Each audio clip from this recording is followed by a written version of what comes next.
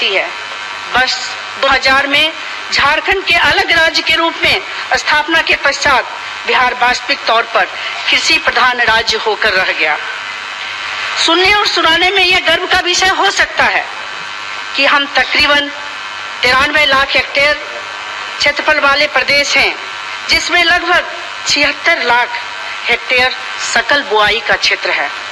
पर इन आंकड़ों के आवरण के पीछे की सच्चाई पर कतई गौरवान्वित नहीं कर सकते हैं।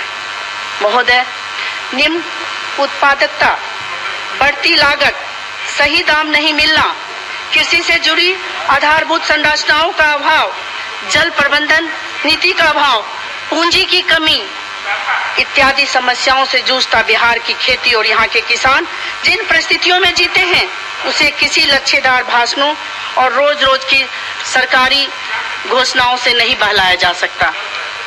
महोदय, गांव की अर्थव्यवस्था की रीढ़ कृषि है, खेती है, और खेती से जुड़ा हर शख्स हमारे लिए भगवान के सदृश है।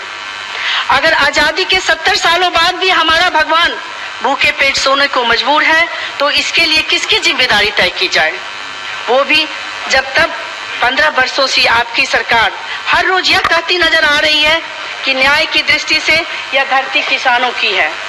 महोदय, मेरा मानना है कि पिछले कई दशकों से कृषि की समस्या को हम सिर्फ आर्थिक और सामाजिक दृष्टिकोण से देखते चले आ रहे हैं, परंतु इसका एक राजनीतिक पक्ष भी है, जिसे सरकार में बैठा सत्ताधारी दल जानबूझकर इसे नजरअंदाज करता है। क्योंकि किसान आज भी जाति धर्म से परे है और कोई थोक वोट बैंक नहीं रह गया है, इसलिए सरकार इस वर्ग के लिए कतई चिंतित नहीं है। हाँ, चिंतित दिखते रहने का हम प्रयास जरूर करती है।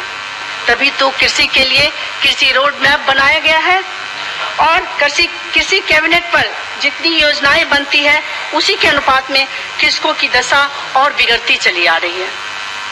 महोदय, आजादी के बाद हम संपूर्ण साधन संसाधन विहीन होते हुए भी नैतिक बल और एक नैतिक नारे जय जवान जय किसान के साथ हरित क्रांति, श्वेत क्रांति, नीली क्रांति में सक्षम हो गए। और जब करीब 50 सालों के अपने शासनकाल में कांग्रेस की सरकारों ने देश की तकनीकी रूप से सक्षम राष्ट्र की श्रेणी में ला दिया, तब आज खेती किसानी घाटे का सौदा बन गया है। महोदय, यह हमारे लिए चिंता का विषय हो सकता है, पर आपके लिए चिंता और चिंतन का विषय दोनों ही है। सदन में बैठे यहाँ सारे लोग कहीं न कहीं कृषि से जुड़े हुए हैं, कृषि की हर समस्या से अवगत है, फिर भी यह राज्य कृषि की दशा को सुधारने में सक्षम क्यों नहीं है? कृषि से जुड़े बिंदु मुख्य रूप से सीमित हैं। कृषि को प्रभावित करने वाले कारक भी संज्ञान में हैं। जिम्मेदारी सरकार की बनती है इन कारकों को महज कागजी नहीं बल्कि वास्तविक मूर्त रूप दे। जहाँ तक मैं समझती हूँ, खेती को प्रभावित करने वाले